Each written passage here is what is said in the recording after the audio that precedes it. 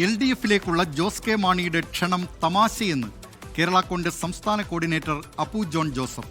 കേരള കോൺഗ്രസിന്റെ യഥാർത്ഥ തറവാട് PJ ജോസഫ് നയിക്കുന്ന പാർട്ടിയാണ്. മുന്നണിയിൽ പ്രശ്നമുണ്ട് എന്നത് മാധ്യമ സൃഷ്ടിയാണ്.